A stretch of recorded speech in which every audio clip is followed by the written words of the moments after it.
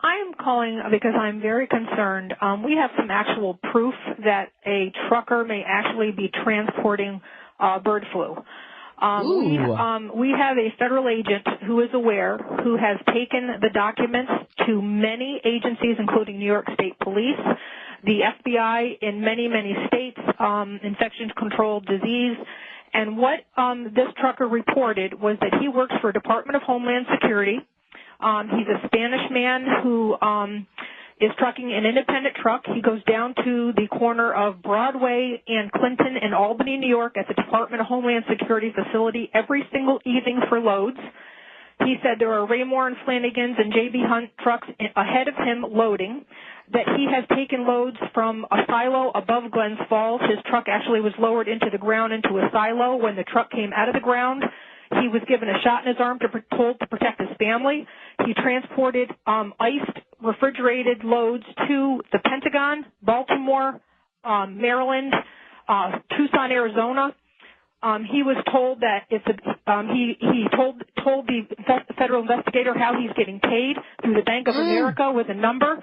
He walks up to a window. He presents his number. He is taken to a back room and paid in cash. He showed the federal agent $100,000 worth of receipts because he gets $5,000 per load, and he's done as many as 3 loads per day. Okay, now wait, let me just stop you right here because this is amazing information to say the least. Now, perhaps he is transporting vaccines, refrigerated vaccines. Is that a possibility? Anything that has to be iced either has to be an antigen or an antibody. That's all we know. But we know that they gave him a shot to transport it, that they told him it was to protect his family, that it is obviously something that has to be kept refrigerated. He did 1 load for a complete week to Tucson, Arizona and back, but the amount of money that they're paying him under the table through Bank of America, only loading at night. They call him and they ask him to come down to meetings at Department of Homeland Security at 3 o'clock in the morning. They'll ask him how he's doing and send him back home and say, fine, you're okay, go back home. He has other truckers. He knows of a trucker with a 53-foot bed unit that took a missile type. He was able to see his load, and that was taken out to Phoenix, Arizona. He was given $18,000 to truck that load 2 times. It was 80 tons, and he blew his brakes. The Department of Homeland Security took care of it. He also has been to 2 silos. He's been to many cities with his loads. He's continuously working for Department of Homeland Security, and they are relocating him since the federal agents and the state police were notified. We were notified that he is being relocated to Tucson, Arizona at a base 15 miles below Tucson. And okay, now, let me just ask you, Mary, how did you come upon this information? I can't say. Just what I'm saying already has probably put me in danger, but it is a testimony that many people are aware of, and they are doing nothing about it. And some of the high-ups in New York State Police were quoted as saying, "It's bigger than both of us. We're not touching it with a 10-foot pole."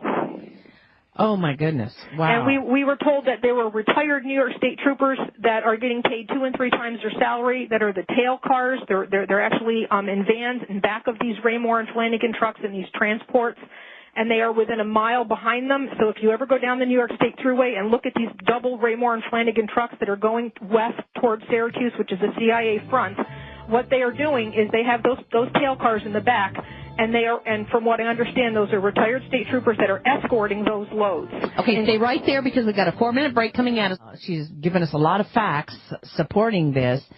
Mary, what do you think all of this means? He actually gave testimony to the names of the people that are running the show. There's a retired 3-star African-American general that's in Albany that's there late at night when he does his pickups. There's another guy named Fatah who is Muslim. There are many white suits. All the truckers, not just him, he named 5 of them, are being paid through Bank of America with their independent numbers. He has a uniform that he wears, which is a light blue shirt with buttons down the front, short sleeve. It says Eastern Connection with a red and orange sewn insignia on the shirt. He has to wear black pants and white sneakers, or they do not allow him to the facilities. He is not allowed to stop the truck once they start it to urinate. They have to either go in urinals or pee in the truck. They are at the end of their transports. They are given a white bag by Department of Homeland Security that they have to put all their belongings in. They are not allowed to chew gum in the cabs of the trucks on the transports. They are escorted when he's been to the Pentagon. There have been people with 45s around their waist in plain clothes that have met the trucks, and also on the slips that he gets paid. His slips say 30 Carner Road, Albany, New York, to 11 Wards Lane, Menands, New York. And he stated that he has been to neither of those locations, but every single one of his trucking slips for which he gets paid says those addresses. Okay, say that again. 30 Carner Road, Albany, New York. How do you spell that? Karner. 30 Carner Road, Albany, New York, to 11 Wards Lane, Menands, New York. How do you spell Menands? Menands. And he's also been transported by Menands police to the city limits when he leaves the facility with a load, and they turn around at the city limit and return as he progresses on with his transport. Okay, now my question is, why did he begin talking about this, or who did he decide to tell this to? Obviously, he knows that he's not supposed to be telling anybody this information. The impression that I got from the agent that I spoke to, because many people got this, I guess they have sent this to a lot of agencies, is he spoke to someone that he knows personally, and he didn't think he was doing anything wrong. He just thought he had a good gig. I think he just thinks he has a good gig with the government. When he was giving the testimony, it was an innocent testimony, and they did not bring up FEMA trains, bird flu, and any of that because they didn't want to tip him off that, that he might be doing something wrong because these people have their claws in him hour by the hour, all day long. Okay. This man said that the government told them that if he's good to them, they'll be good to him, and that they were going to take him to a place called Sandy Point in Maryland on the water for government people where it's safe when this was over, and then they have since sent him now to Tucson, Arizona with his family to relocate him on base housing, and all he has to pay for is food because this investigator has spoken to him 3 times. What I'd like for you to do is call me at the Power Hour, 877-817-9829. If you have any additional information on this or anything that we can do about this, give me a call and stay abreast with me because this sounds pretty discouraging, if you ask me. It's not just that. He's had lead cars that like they'll tell him where he's got to go, and he'll be going from point A to point B, and somebody will interrupt the trip and then divert him down a road. He went to Glens Falls, New York, went to a dead-end street by a Stewart's by the Civic Center in Glens Falls, New York. They opened a gate, and he drove 6 miles on a gravel driveway to an underground silo. When the truck came out of the silo after he waited with the other truckers for 3 hours while they loaded in secret, the people who appeared with the truck when the truck was coming out of the ground had Tyvek suits, the mask, the gloves, and all the works on. He's also transported at the 109th Air Guard at Stratton Air Force Base. He did do 90 boxes of clear plastic white fluid. He did see that load. Rarely does he see his loads, but apparently he loaded that at the C-130 at the 109th Air Guard.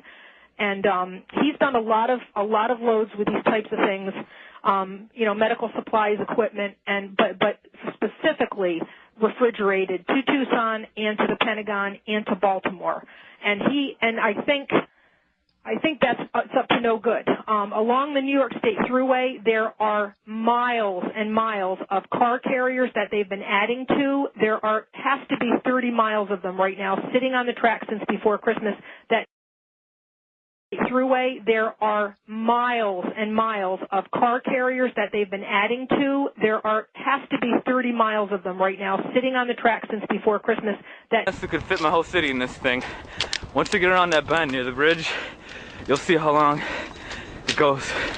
I'll keep the camera running. We're at 20 minutes right now, film I've taken.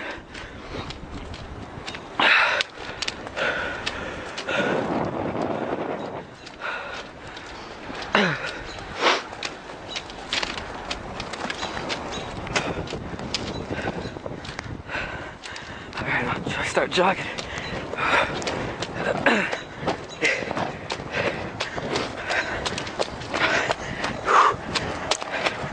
You don't need shackles and benches when you think about it, because who gives a shit? We're all gonna be put in an oven or gas. Why does it matter?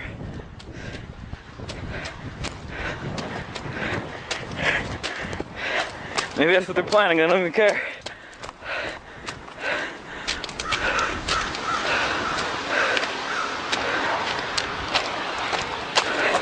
Take a look. Get out here. Look at that. Still going all the way down. It's wide open. Doesn't end. It goes all the way around the bend here. But take a good look. Alright. No, I was gonna get lucky today. Well, I'm inside one of these damn things. As you can see, train is massive. Take a good look, man. This might be your new home pretty soon.